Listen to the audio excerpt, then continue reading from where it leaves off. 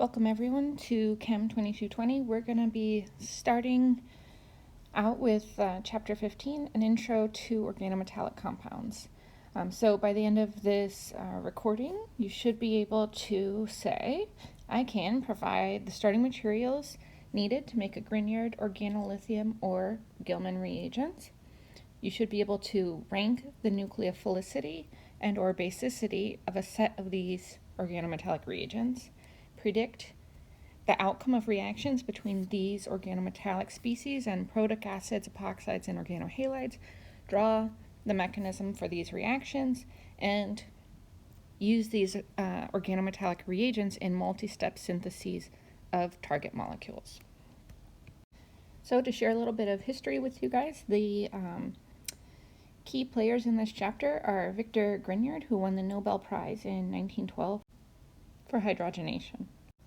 As you can see, Grignard has an awesome mustache and a terrible tie knot, and importantly, he developed the organomagnesium reagent, which is named after him, and that and the organolithium reagents can undergo reactions with protic acids and epoxides, which can also be called oxiranes. At the bottom, you can see Henry Gilman here. He won the Priestley Medal in 1977, and he looks a lot like Bing Crosby, you might notice if you've ever seen White Christmas. He has made a variety of super useful reagents, and these dialkyl cuprates are among those. And these reactions are still used regularly in modern organic synthesis. We're going to be learning about how they react with vinyl halides through CC bond formation and reaction with epoxides and alkyl halides. So Grignard reagents are really important because they allow us to essentially create a carbon nucleophile, and that's going to show up throughout this semester. These are formed by treating an alkyl halide. So here X equals one of the halogens, iodine, bromine, or chlorine, but not fluoride, or not fluorine. And we treat with magnesium metal. We just use this 0 here in the oxidation state because it means that the magnesium has both of its valence lone pairs. So when you see that, you can think of magnesium with a lone pair. So the way this reaction occurs is that we have a transfer of one electron into the RX bond. So essentially we will have 3 electrons between the carbon and the halogen. When this occurs, the result will be that the carbon-halogen bond will cleave, and we are going to form a carbon-centered radical. In this case, we're just calling it R dot, along with magnesium with a single valence electron, which now has a positive charge, and we're going to kick out a halide. So drawn below the reaction arrow here, I have the intermediate formed from this process. So when we add 1 electron to the carbon-halogen bond, we get 3 electrons between the carbon and the halogen. 2 of those electrons depart with the X to form X minus. The remaining electron is indicated here on the R group, and left over from the magnesium with 2 valence electrons is magnesium with 1 valence electron. Because it's now missing an electron, it has a positive charge. In the next step, these 2 radicals combine to form a carbon-magnesium bond. So at this point, you have formed the Grignard reagent, which is typically written as RMGX. So we'll see some examples where the R group is actually something specific, and we'll choose a halide later on in these notes. So something really important that we haven't brought up yet is the solvent. You have to have an ethereal solvent like diethyl ether or THF to be able to form a Grignard reagent. And that's because there's empty orbitals on the magnesium that are very reactive, and so they need to be stabilized by the lone pair on the heteroatom, in this case oxygen, in the ether solvent. The consequence of this is that when you're providing these reagents on a quiz, or if you're about to set up a reaction, you always have to include the solvent. So a lot of times in Orgo 1 and Orgo 2, you're given reagents and you don't have to specify a solvent because there's actually a variety of solvents in which that reaction can take place. But for Grignard formation, it has to be diethyl ether, shown here, ET2O, or THF, which is, to remind you, tetrahydrofuran.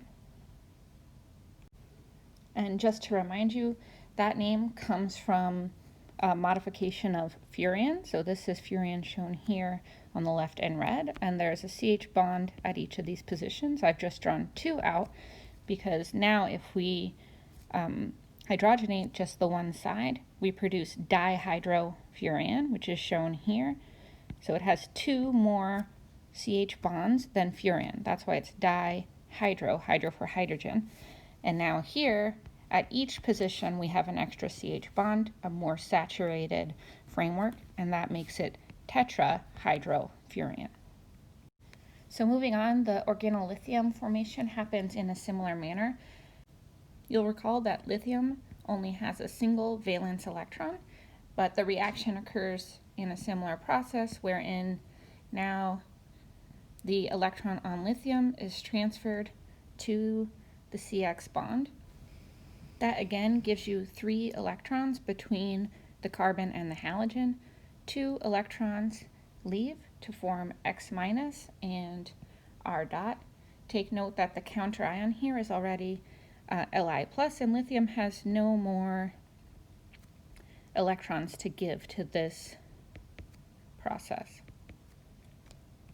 The consequence of that is that a second equivalent of lithium is needed to form the organolithium reagent. And the byproduct is the lithium salt of your halide. So really we should have a big 2 in front of this lithium, although it's not the habit of organic chemists to specify stoichiometry over the reaction arrow. And once again, this organolithium species is stabilized by ethereal solvents like ether and THF, and so it's very important that, again, if you're writing this reaction out or providing these reagents in a fill in the reagents type question, you're going to provide not only the alkyl halide and the lithium metal, but also the ethereal solvent. Okay, so here we're going to go ahead and do a real example. We have isopentyl bromide here, and we're going to add magnesium metal and diethyl ether. Typically this also is going to need to be heated. So we're going to transfer 1 electron from the magnesium metal into the antibonding orbital between carbon and bromine here, and that's going to lead us to our intermediate, which again has 3 electrons between the carbon of the alkyl group and the halide, and we have 1 electron left on the magnesium because we only transferred 1 with our single-headed fishhook arrow here. This configuration is very unstable, and so 2 of the 3 electrons are going to depart to kick out bromide, and that's going to lead to the formation of our alkyl radical species, and that can recombine with the magnesium. Once that bond has formed, we get our final Grignard reagent, and that's called isopentyl magnesium bromide, or isopentyl Grignard. So there's also some important safety information you need to know about Grignard reagents and organolithiums, and that is that they are pyrophoric, which means they react violently with water. So you may not be used to thinking of water as a protic acid, but acid and base status is really a relative concept. So if you're thinking about a very strong base, then water can actually be quite a good acid. Similarly, alcohols can be a very good acid for things that are very strong. So the question is, how strong of a base is a Grignard reagent? So let's talk a bit about the acidity of water when we are comparing that with an alkyl Grignard reagent. So water will actually react with Grignards and organolithiums much more violently than, for example, hydrochloric acid does with sodium hydroxide. And you'll remember from your general chemistry that those are two strong species, a strong acid and a strong base, and that when you combine strong acids and strong bases, you get a very exothermic reaction. Okay, but it turns out that the pKa gap between water and an organogrignard is significantly larger than that between HCl and sodium hydroxide. And this is a way that we can think about the amount of energy that's going to be released. So to understand that, we really need to take a deeper look at the structure of this Grignard reagent. So the carbon-magnesium bond here has a very, very strong dipole moment. And the reason for that is the relative electronegativity of magnesium versus carbon.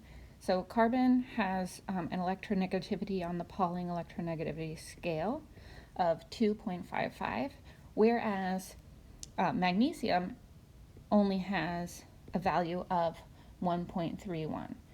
And so this is a huge difference on the scale of, that scale, because it doesn't go up to very high numbers. And so the reality is that these organogrignard reagents, although we depict them as a covalent bond and they exist as a covalent bond in solution, they're so polarized that they essentially react as if they were an ion pair. So I'm going to draw that ion pair here.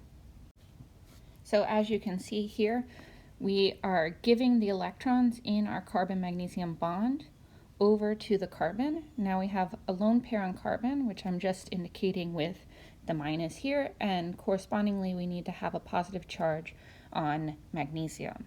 And so this is actually what we want to think about in our reactions with Grignard reagents, even though we're going to be drawing this species here.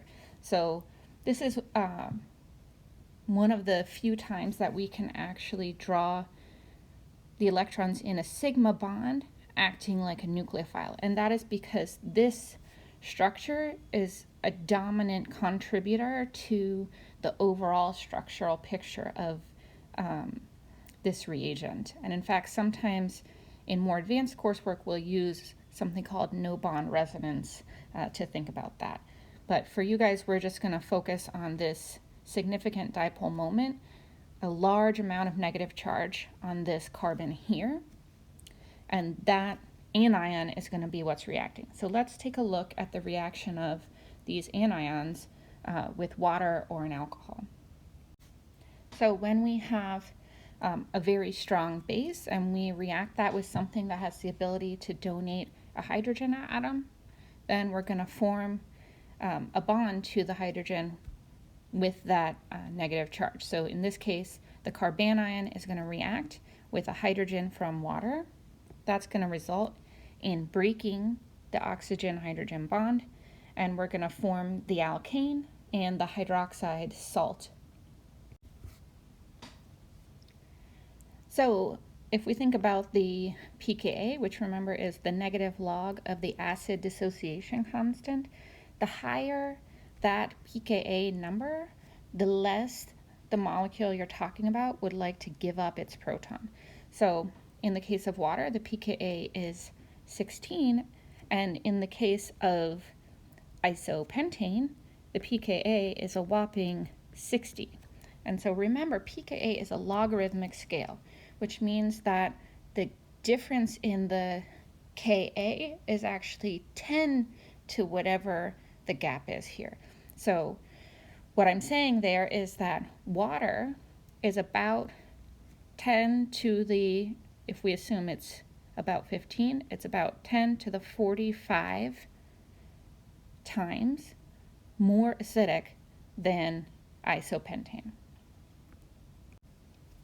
So by comparison, if we take HCl and sodium hydroxide and we look at the reaction of those two to form water and sodium chloride, we can assign on the left the acidic species is HCl, and so this chloride is the conjugate base. On the right, the acidic species is water, and sodium hydroxide is the conjugate base. So the pKa of HCl is -6, which means it actually can't wait to give away its proton. Remember, the smaller the number, the more acidic. And then we'll assign the pKa over here of water. We always label the acidic species. The pKa of water, as I said above, is 16. And so the gap between -6 and 16 is 22, 10 to the 22, which means that HCl is 10 to the 22 times more acidic than water. So you can see here's a reaction that you've probably actually done, and you've felt the heat come out when you combine HCl and sodium hydroxide. And you know that you have to be careful even about the order of addition to prevent splashing and other dangerous side effects. Whereas now when we talk about a Grignard reagent and that reacting with water, that's 10 to the 45 times more acidic than the conjugate acid of the base. So this is a huge, huge difference. And the result of combining those can be things like a lot of smoke and fire. And then combine that with the fact that you're doing all this chemistry in a flammable solvent. And if you're not careful, you can have a big situation.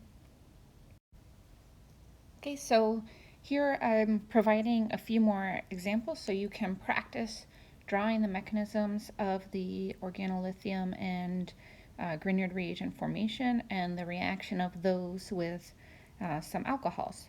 So go ahead and pause the video now and try to do these on your own paper. Feel free to go back and check out the mechanisms on the prior slides, but don't go forward until after you've given this a genuine try, because that's going to be how you're going to learn the material.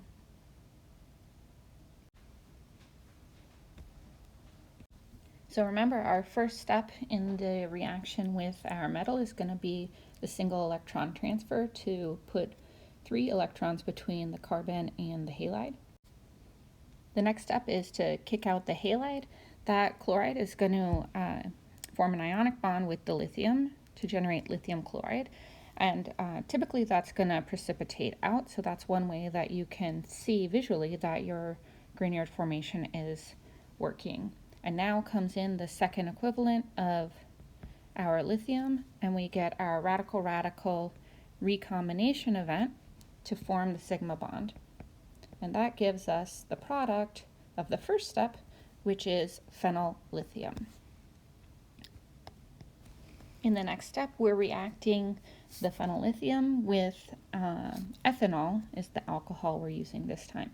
And so this is actually one way that you can more safely quench a Grignard reaction, as we'll talk about in chapter 16.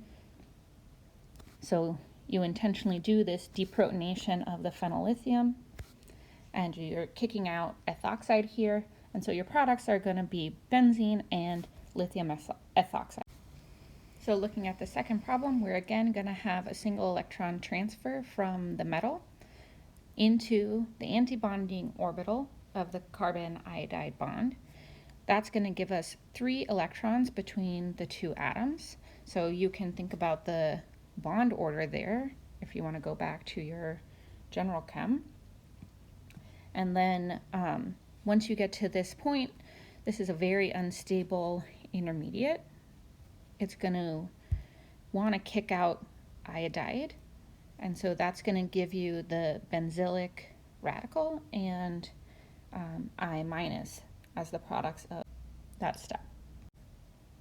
Once again, we're going to get recombination of our two radical species to give us our organomagnesium iodide or Grignard reagent. Now in the next step, we're reacting that Grignard reagent with tert-butanol. And so again, remember, because that dipole moment is so strongly toward this carbon atom, we have a really large delta minus on that position and a really large delta plus on the magnesium. And so we can actually just directly draw the electrons in the sigma bond coming here to do this deprotonation. So the products of that reaction are toluene, so we made a new CH bond here at the benzylic position, and a magnesium salt of the tert-butyl alkoxide. So we just can call this a magnesium salt or a magnesium alkoxide.